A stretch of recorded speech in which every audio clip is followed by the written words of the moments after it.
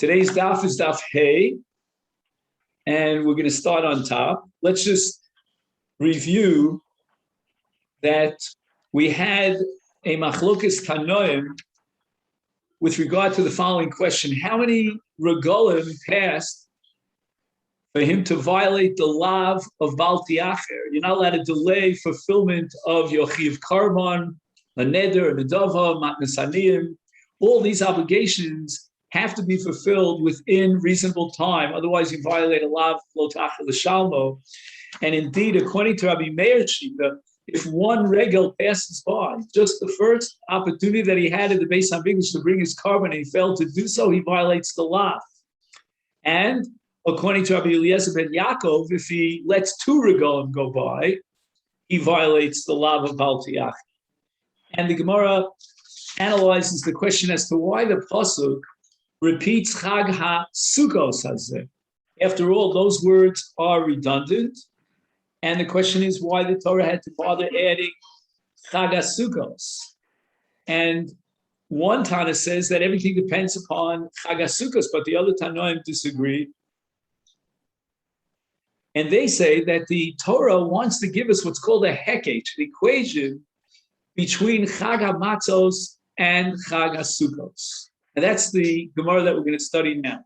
Ma Chag HaMatzos to'un lina, af Chag HaSukkos to'un lina.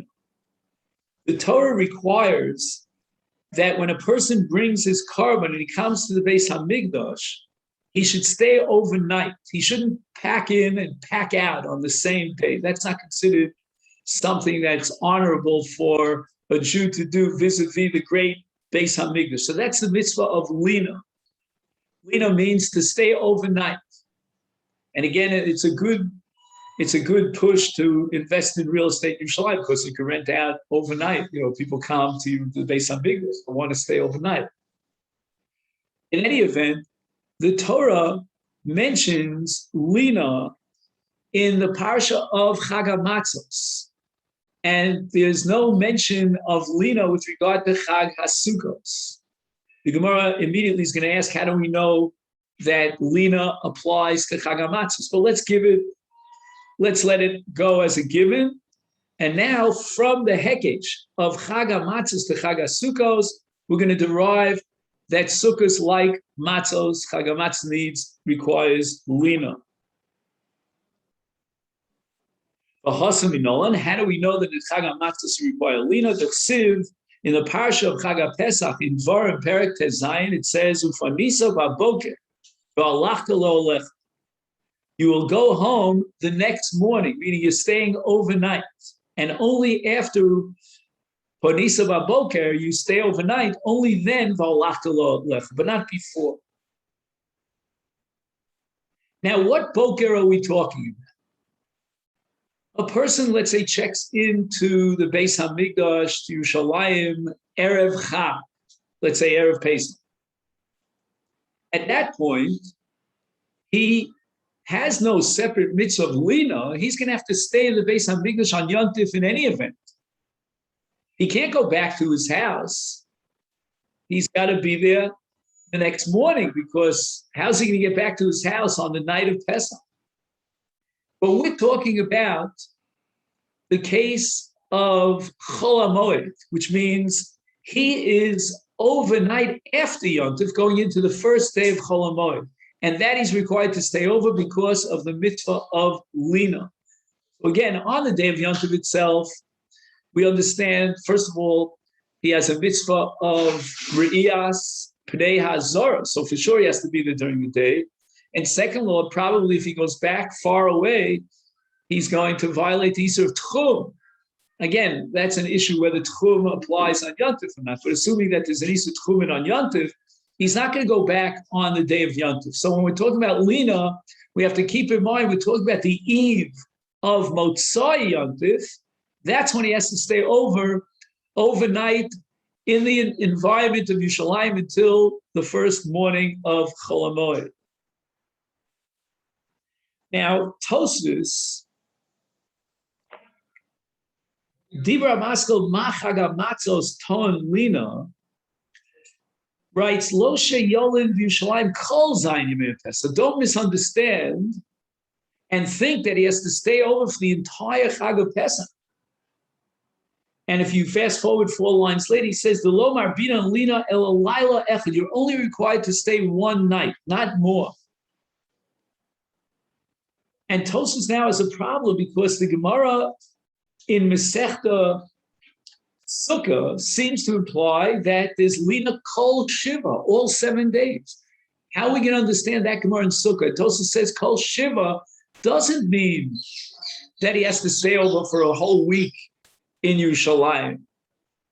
He's going to lose his, lose all his money if he has to pay for a full week's rental in Yerushalayim. But rather, it means any day that he comes during the 7 days, he's chayav in lina. If he comes for the first day, he's chayav in lina motzi yontiv. If he comes on the 3rd day, he has to be mekayim the mitzvah of lina from the 3rd night going into the 4th night. Tosfos is now bothered by the following question.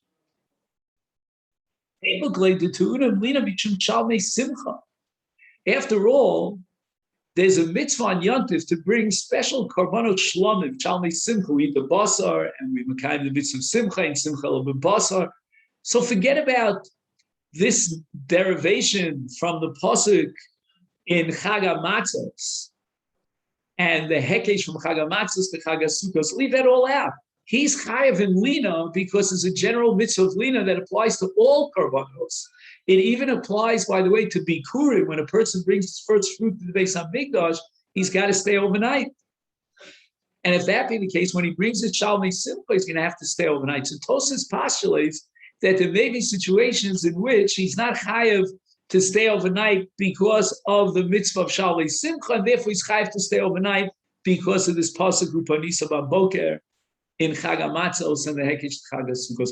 What would be a situation where he's mekayim the mitzvah of Shalmei Simcha without having to stay overnight? So Tosfos says Shalmei Simcha could send with a shliach. So he doesn't have to actually show up in Yerushalayim in order to fulfill his mitzvah of Shalmei Simcha. On the other hand, for the mitzvah of Re'iyah, he has to show up in Yerushalayim. So the mitzvah of Re'iyah generates the chiyuv of lina, but not necessarily the mitzvah of Simchas, of Shalmei Simcha. Tosfos has another more complicated scenario in which Shalmei Simcha would not obligate him in staying overnight, but we need the pasuk of Chag HaMatzos. The Gemara now asks the following: V'Tanakama of Reb Shimon ben Elazar, both the Tanakama and Reb Shimon, in the brisa that we had on the previous Amud, they derive from the pasuk Sholosh Pam Bashani Yeroi Kol Zchurcha B'Chag HaMatzos B'Chag HaShuos B'Chag HaSukkos the Isur Bal Tiacheh. Now, if that be the case, the Gemara says once I need that pasuk for Bal Tiacheh to teach me that when 3 regalim pass by, you violate Bal Tiacheh, or according to Reb Shimon ben Elazar, if Chag HaSukkos passes by, I'm sorry, Reb Elazar, Reb Shimon, who are we dealing with now? Yeah, Reb Shimon. He would hold that once you pass Chag HaSukkos, Reb Shimon. So Tashlum Latzeres Minolan.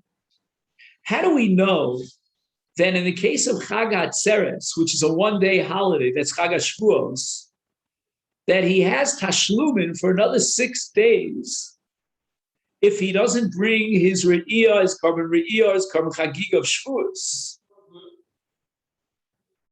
Because according to both the Tanakama and Reb Shimon, the pasuk is not coming to be makish Chag HaShavuos, the Chag HaMatzos for tashlumin, but rather it's coming to teach me that he violates Bal Tiacheh after 3 regalim.